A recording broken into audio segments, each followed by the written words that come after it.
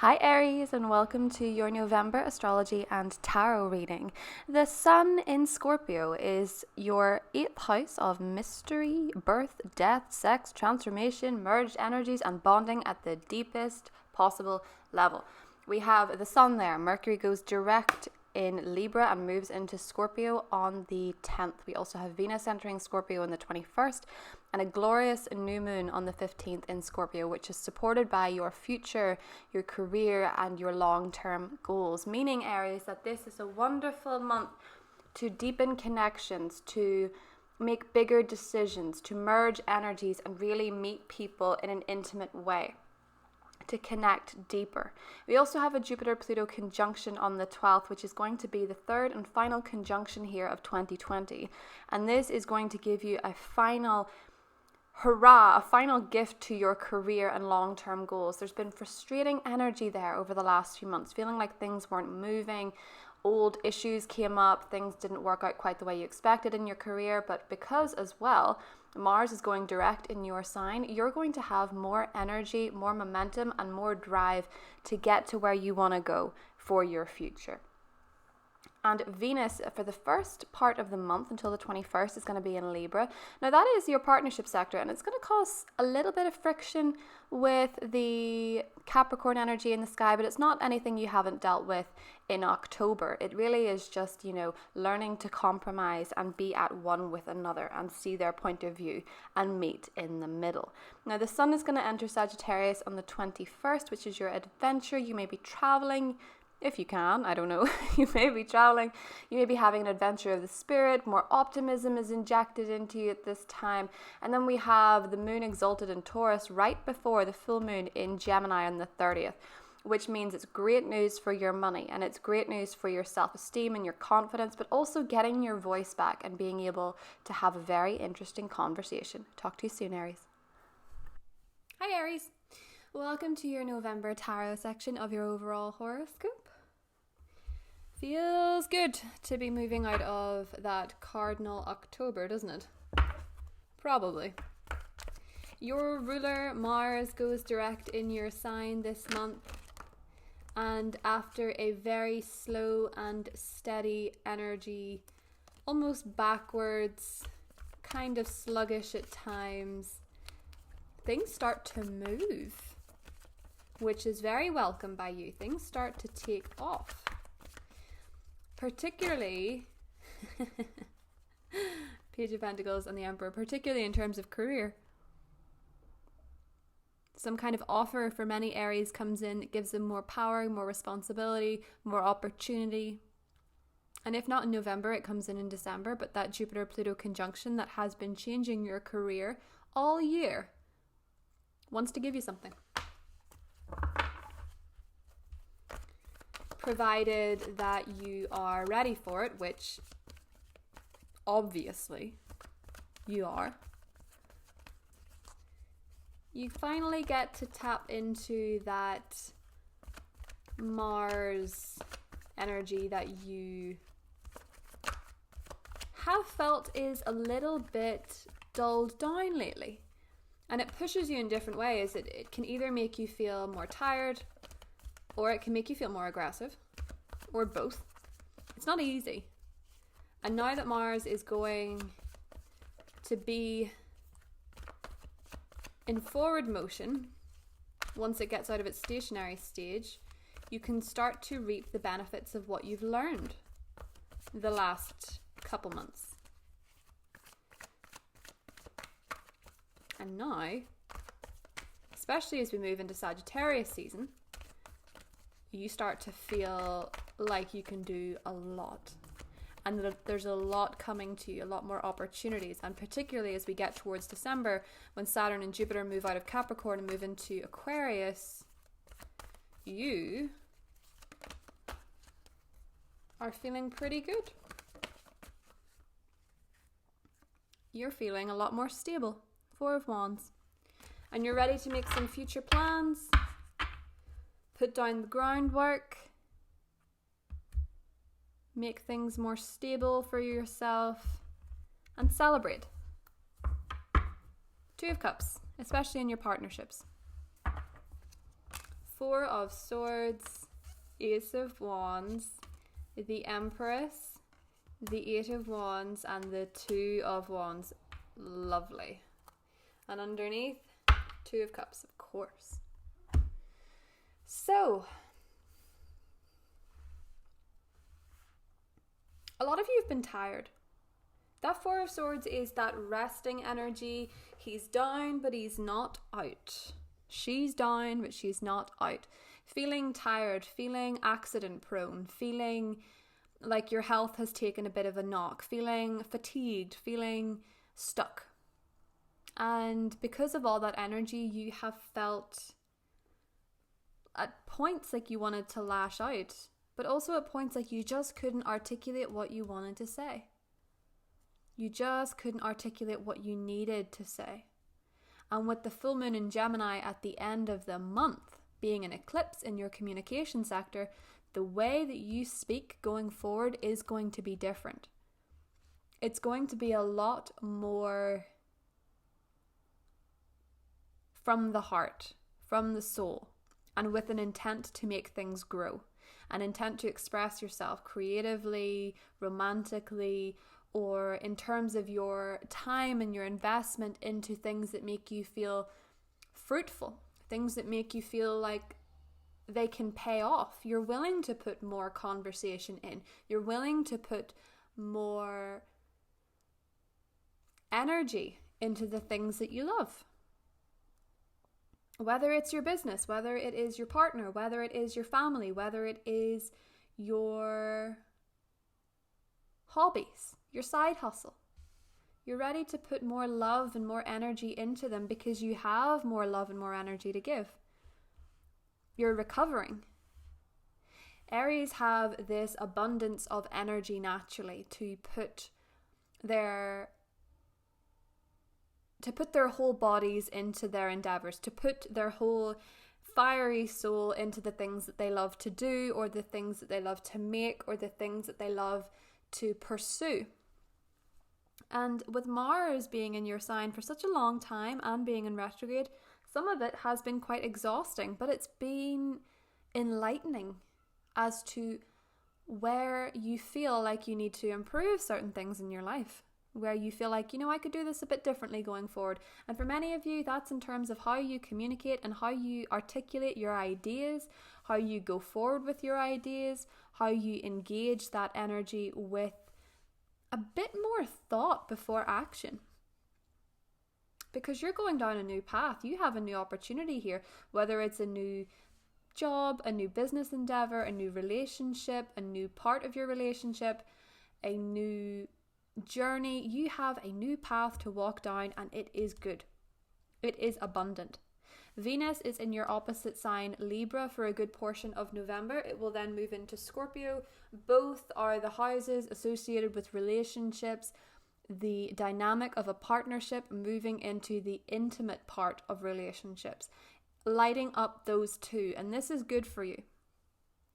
It's going to show you what you think about the future of your relationships in general. It's going to open up those kind of dialogues there with the Eight of Wands.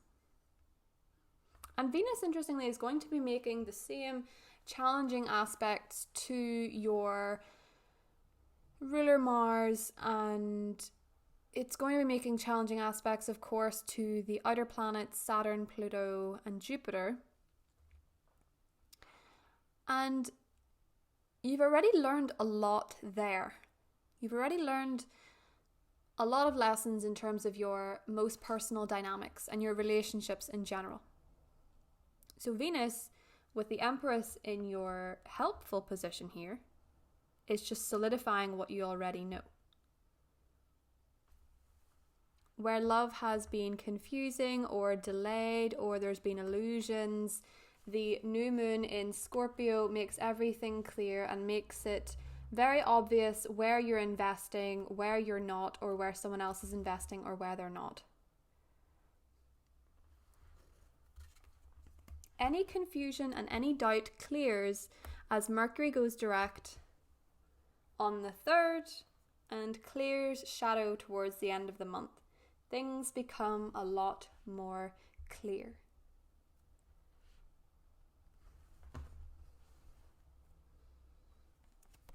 Two of Wands clarified, Hanged Woman, and the World. Whatever it is that you're going down now, Aries, has been worth the wait. The Hanged Woman is very much what she looks like. Kind of hanging out, waiting to see, enjoying looking at things from a different perspective. And seeing things from a different perspective when the world follows is what leads you to your success. Being able to contemplate ideas without rushing into them, being able to contemplate the future without rushing into it, because you've not been able to, given the circumstances of the stars. You've not been able to rush down that new path or start that new endeavor or start that new job or whatever it is as much as you generally would put your energy into it. You've had to hang around a little bit and have a change in perspective and see things a little bit more detailed. And that benefits you a lot. That shift from Saturn into Aquarius is going to give you something you've really been working at in terms of your career, skills you've been building up. And if it's not career, it is authority. It is giving you more power, more importance in your role, more acknowledgement in your job, more reach to people, more respect, more command, more success, more clarity for the long run. Because your outcome cards are very long-term oriented. Neptune, which represents the Hanged Woman, goes direct in your 12th house. And that fogginess starts to clear, particularly as we go into December. That fogginess starts to clear and you see things with a much more heightened intuition, with a lot more intuition.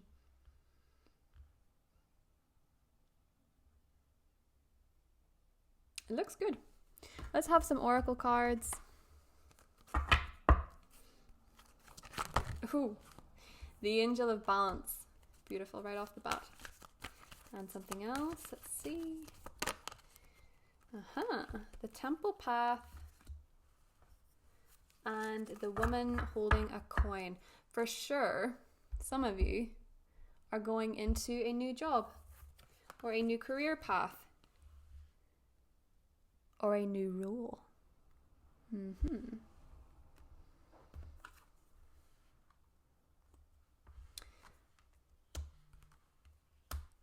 There's a bit of healing going on for a lot of Aries. So I feel like for some of you, this Four of Swords is needing to rest up, either having been unwell or been something has kind of knocked you off your feet, is the expression that I would take from this. Something that really needed to happen so that you could see the path that you were going down or see the energy that you had. You know, sometimes when people get very frantic or very anxious or very frustrated, their energy can manifest into challenges to their physical form to slow them down. You know, the world can be kind of funny like that.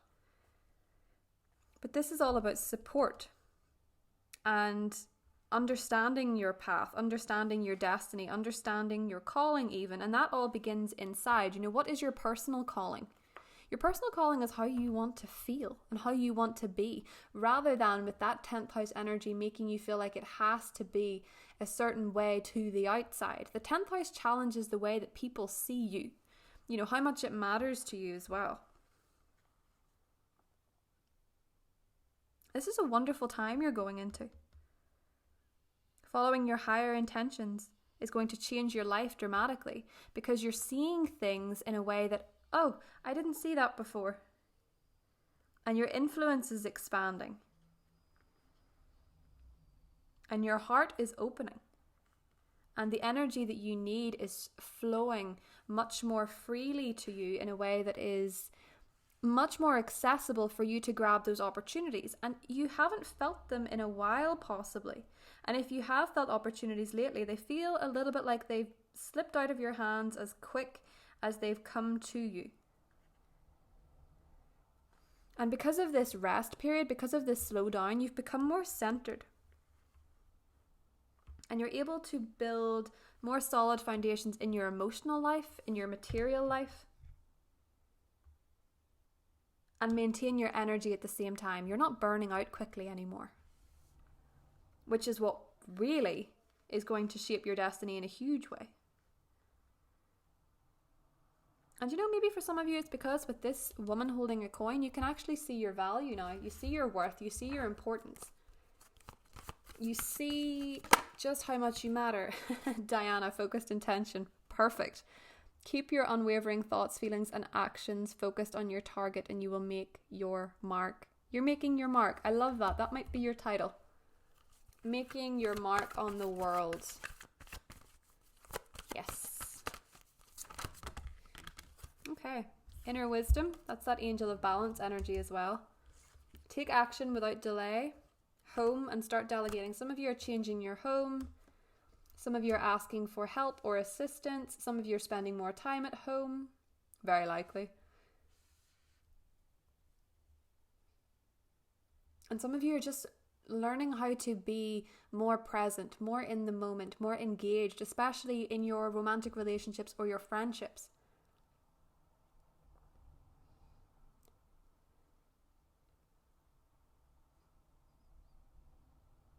Something is being born as well.